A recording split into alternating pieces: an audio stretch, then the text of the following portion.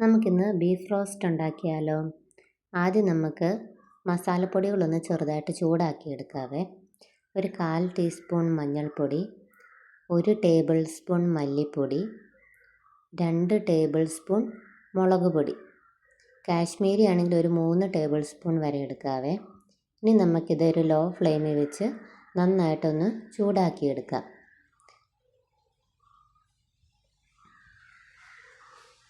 നന്നായിട്ട് ചൂടായി വന്നിട്ടുണ്ട്. ഇനി നമുക്ക് തീ ഒന്ന് ഓഫ് ചെയ്ത് കൊടുക്കാം. ഞാനിപ്പോൾ ഇവിടെ 1 കിലോ ബീഫാണ് എടുത്തിരിക്കുന്നത്. നന്നായിട്ട് കഴുകി ആക്കിയതിന് ശേഷം കുക്കറിലോട്ട് ആക്കിയിട്ടുണ്ട്. ഇനി നമുക്കതിലേക്ക് ഒരു പകുതി സവോള അരിഞ്ഞത് ചേർത്ത് കൊടുക്കാം.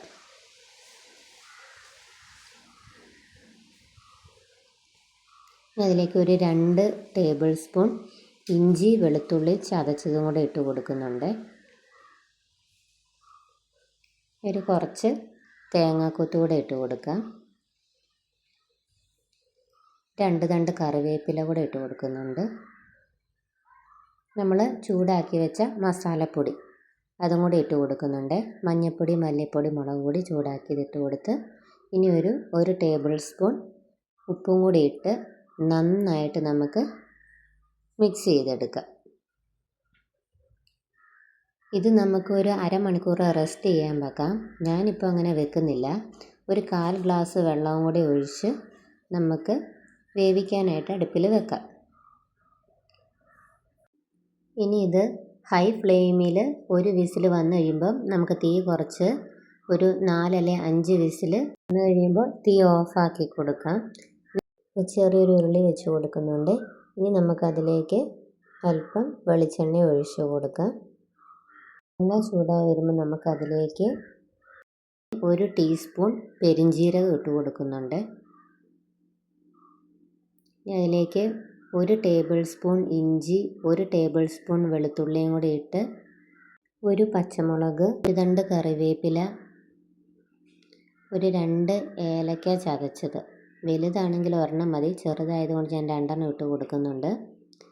ഇനി അതിലേക്ക് ഒരു പകുതി സവോള,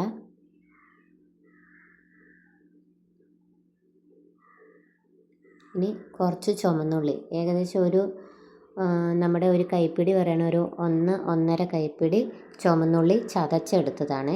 ഇനി അതിലേക്ക് കുറച്ച് ഉപ്പും കൂടി ഇട്ട് കൊടുത്ത് നന്നായിട്ട് നമുക്കൊന്ന് മൂപ്പിച്ചെടുക്കാം. ഇപ്പം നമ്മുടെ ഉള്ളിയെല്ലാം നന്നായിട്ട് വഴണ്ടി വന്നതുണ്ട്, ചെറിയൊരു ചുമന്ന കളറിലായിട്ടുണ്ട്.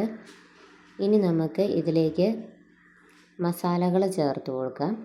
ഒരു 1/4 ടീസ്പൂൺ മഞ്ഞൾപ്പൊടി, 1 tablespoon meat masala, 1 tablespoon garam masala, ഒരു 1/2 ടീസ്പൂൺ കുരുമുളക് പൊടി. ഇനി നമുക്ക് നന്നായിട്ടൊന്ന് ഇളക്കി കൊടുക്കാം. അതിനുശേഷം ഞാൻ അതിലേക്ക് കുറച്ച് അല്പം വെള്ളം ഒഴിച്ച് കൊടുക്കുന്നുണ്ട്. വെള്ളം ഒഴിച്ച് കൊടുത്ത് നമുക്ക് നന്നായിട്ടൊന്നും കൂടി ഒന്ന് ഇളക്കി കൊടുക്കാം. ഇനി അതിലേക്ക് ഒരു തക്കാളി ഇട്ട് കൊടുക്കുന്നുണ്ട്. തക്കാളി ഇട്ടൊന്ന് നന്നായിട്ടൊന്ന് വഴറ്റിയെടുക്കുക. ഉപ്പ് കുറവാണെങ്കിൽ ഉപ്പ് നോക്കിയിട്ട് കുറച്ചും കൂടി നമുക്ക് ഉപ്പ് ചേർത്ത് കൊടുക്കാം. എന്നിട്ടൊന്ന് നന്നായിട്ട് ഇളക്കി കൊടുക്കാം.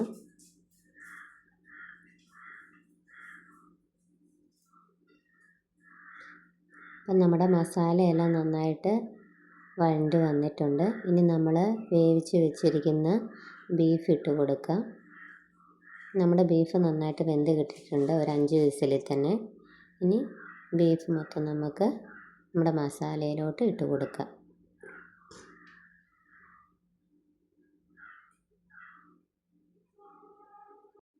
ഇനി നമുക്കിത് നന്നായിട്ടൊന്ന് ഇളക്കി കൊടുത്ത് ഒന്ന് മൂടി വെച്ച് ഒരു 5 മിനിറ്റ് നമുക്ക് മൂടി വെച്ച് ഒന്നും കൂടി ഒന്ന് വേവിക്കാം.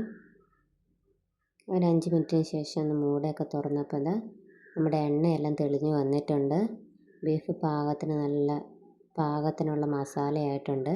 അങ്ങനെ നമ്മുടെ അടിപൊളി ബീഫ് റോസ്റ്റ് ഇവിടെ റെഡി ആയിട്ടുണ്ട്.